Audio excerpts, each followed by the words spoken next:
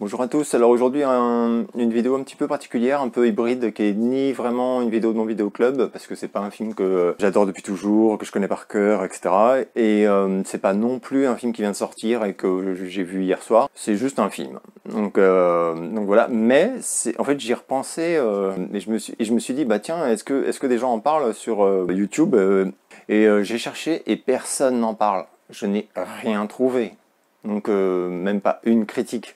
Rien du tout, quoi. D'ailleurs, s'il y en a qui en fait en ont vu et que peut-être je les ai pas trouvés, enfin ça m'étonnerait beaucoup, mais bon, n'hésitez pas à me le signaler dans les commentaires. Je vais parler d'un film qui est un de mes coups de cœur, j'en ai quand même de temps en temps, un de mes coups de cœur de 2019, puisque c'est là que je l'ai vu. J'ai vu qu'il date de 2018 et moi je l'ai vu en 2019, et qui à mon avis mériterait d'être vu par plus de monde. Ce film, c'est The Boat. Voilà.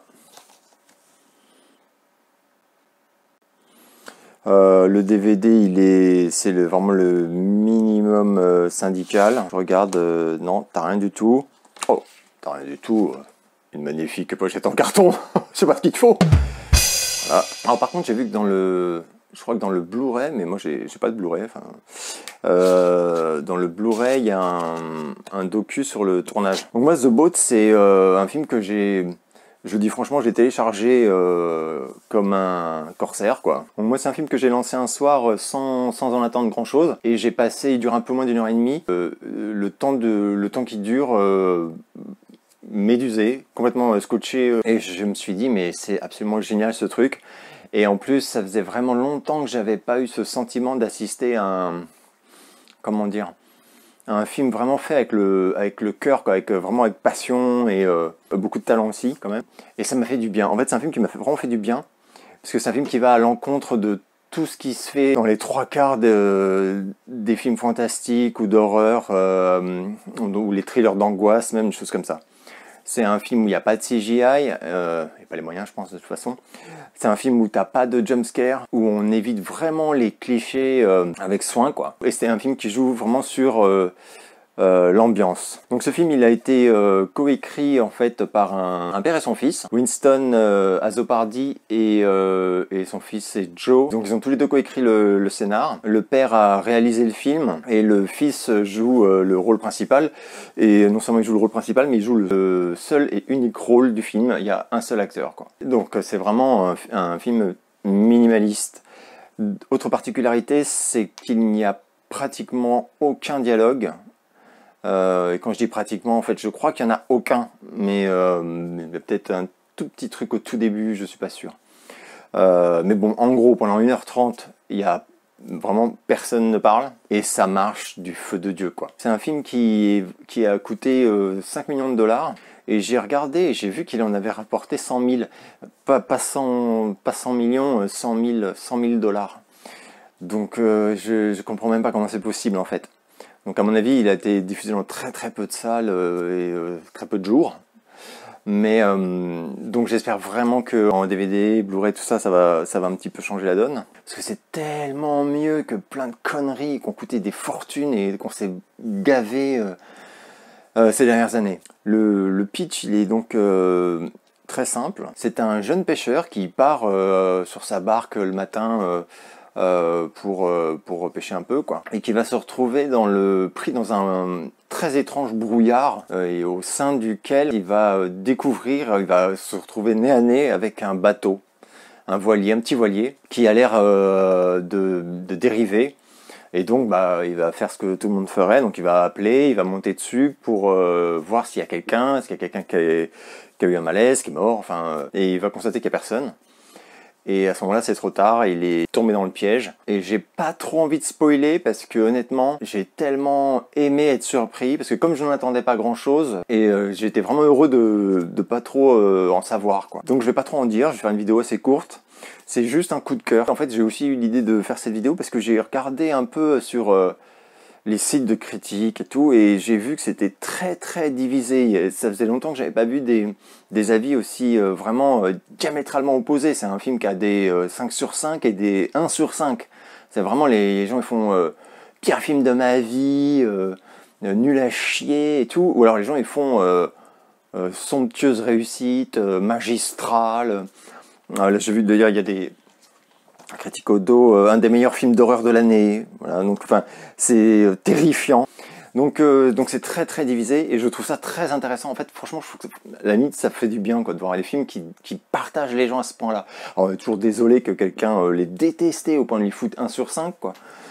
Mais d'autant que là, c'est vraiment abusé. Mais bon, voilà, c'est un film qui n'a pas laissé indifférent. Et moi, je trouve que en fait, j'avais pas vu ça à l'époque avant de le voir, quoi. Mais j'avoue que si j'avais vu qu'il divisait autant les gens, ça m'aurait vraiment donné envie de le voir, en fait. Moi, pour moi, donc, moi, je lui mettrais 5 sur 5, parce que, enfin, ou 4 sur 5, peu importe, mais parce que il est ce qu'il est. C'est-à-dire que, évidemment, faut pas le comparer.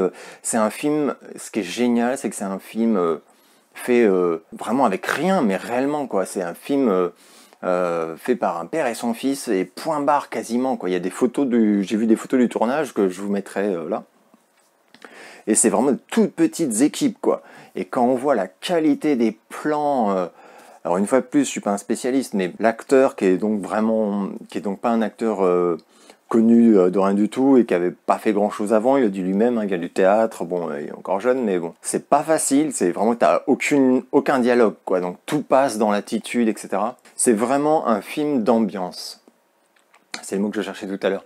C'est vraiment un film d'ambiance, c'est-à-dire que si on rentre pas dedans, ça va être un calvaire, effectivement. Enfin, je peux imaginer, si quelqu'un qui attend de l'action, du jumpscare, du spectaculaire et tout, ouais, passez votre chemin, effectivement. Mais si vous aimez, si vous aimez les ambiances oppressantes, la tension, les choses comme ça, l'horreur qui ne dit pas son nom, et c'est extrêmement réaliste. Il y a des gens qui ont dit qu'il y avait des longueurs et tout, mais les longueurs, une fois de plus, c'est comme je parlais de l'autre jour de la scène de transformation du loup-garou, moi je trouve parfaite parce qu'elle est longue, et du coup elle est pénible, et du coup elle est réaliste. Et là, pour moi, c'est un peu pareil, c'est-à-dire que s'il n'y avait pas eu un minimum de longueur dans le film, qui est court, hein, donc concrètement il n'y a pas de longueur, le film il dure 1h28, mais le sentiment de longueur, c'est la preuve que le film est bon, quoi. Enfin, c'est la preuve que ça marche, quoi. Puisqu'en fait, c'est donc quand même l'histoire d'une personne qui va se retrouver, je vais spoiler un peu, quoi, mais qui se retrouve prisonnière de ce bateau, mais prisonnière, donc c'est un film, un thriller fantastique, enfin je sais pas trop comment dire. On peut penser à Christine, c'est très différent, mais on peut penser à Christine, on peut penser à Duel aussi d'ailleurs, on peut penser au mythe du Hollandais volant. Vraiment, ça fait partie de ces films où tu te dis putain, j'aimerais pas être à sa place, quoi. Et donc franchement, je trouve que ce film, c'est un souffle de fraîcheur aussi sur le genre horrifique, quoi. Et alors là, je vais parler de la fin, donc si vraiment vous voulez rien du tout savoir de la fin, je vous propose d'arrêter maintenant. Je vais pas raconter la fin, mais je vais dire à quel genre elle appartient et ça va quand même vous aiguiller. C'est une fin ouverte.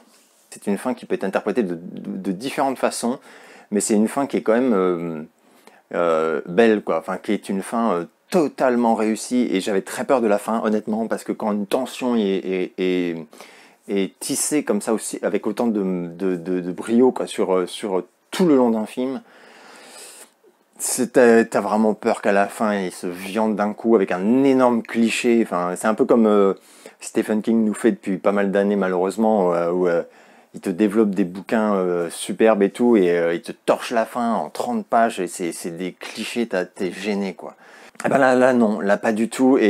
Alors moi personnellement j'ai trouvé la fin très belle. C'est une fin qui est classe, quoi. Elle est géniale. Et je suis très heureux que ce soit une fin ouverte. J'aurais été en fait un peu déçu d'une espèce voilà, que tout soit expliqué sans aucune porte ouverte, quoi, en fait. Énorme coup de cœur de Boat, quoi. J'ai vu qu'il est sur toutes les... Moi, en fait, donc comme je vous ai dit, j'ai téléchargé, mais le lendemain, en fait, j'y repensais, je me suis dit, mais putain, mais quelle tuerie ce film! Et du coup, je l'ai acheté direct pour soutenir aussi, parce que je pense que quand on apprécie un film, c'est pour ça que moi, le débat physique, pas physique, enfin bref. Mais pour moi, c'est comme avec la musique, si tu apprécies un artiste et que tu apprécies son œuvre et tout, tu dois absolument soutenir. Et je suis désolé, tu ne soutiens pas un artiste en t'inscrivant sur une plateforme à la con et en ayant le film en streaming, c'est absolument pas vrai, quoi. Donc par contre tu le soutiens très concrètement si tu achètes son œuvre en physique, parce que ce n'est absolument pas la même chose. Donc, et pareil pour la musique, donc voilà, c'est sûr que si tu télécharges, puis la musique je m'y connais un tout petit peu parce que j'en fais, mais voilà, si on commande ton disque en physique, c'est pas la même chose que si on se contente de l'écouter sur Spotify, quoi, tout simplement. Donc voilà, bref, mais j'ai vu que, c'est quand même plus simple, surtout en ce moment en période de confinement, que il est sur plein de plateformes de VOD. Donc pour vraiment presque rien. J'ai vu qu'il y a un journaliste qui a dit c'est vraiment pas le genre de film qu'on regarde en faisant autre chose. Et c'est vrai parce que on suit ce pauvre type et on se dit mais quelle horreur, mais quel cauchemar quoi.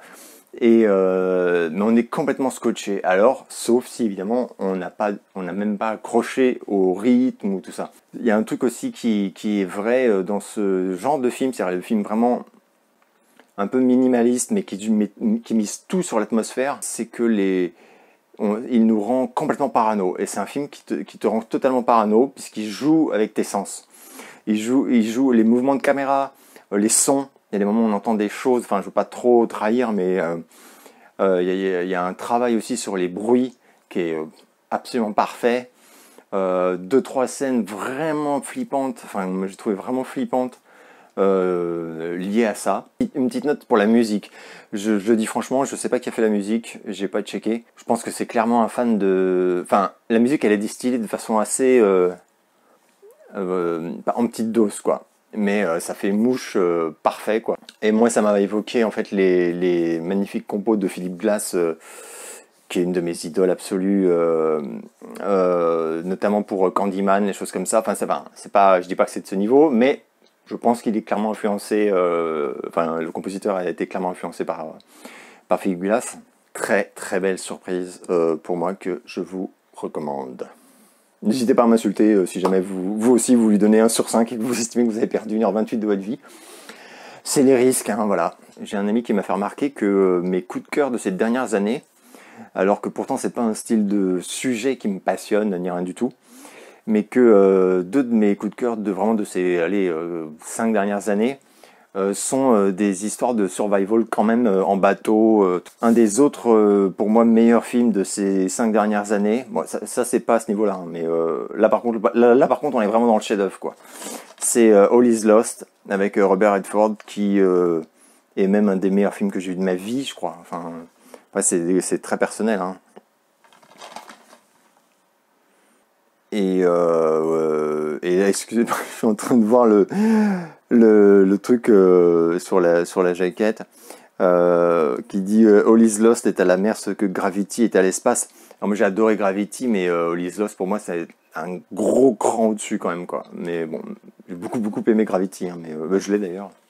Mais enfin voilà, donc alors voilà, rien à voir, hein, mais si vous avez pas vu All Is Lost, moi je lui mets 10 sur 10 quoi celui-là, hein, voilà. Vrai chef-d'œuvre, vrai chef-d'œuvre. Et alors Robert Redford, mais d'ailleurs je trouve ça même assez fou quoi et génial quoi de voir que un type en fin de carrière, c'est comme moins qu'on puisse dire, est capable de faire ça quoi. Un film où non seulement il n'est pas assis sur un fauteuil dans un salon tranquille et tout, c'est quand même un film ultra physique quoi. Et oui, donc à nouveau pas de dialogue, et où il le porte entièrement sur lui quoi. Voilà, ce sera tout pour cette vidéo maritime, et rendez-vous bientôt pour une nouvelle vidéo.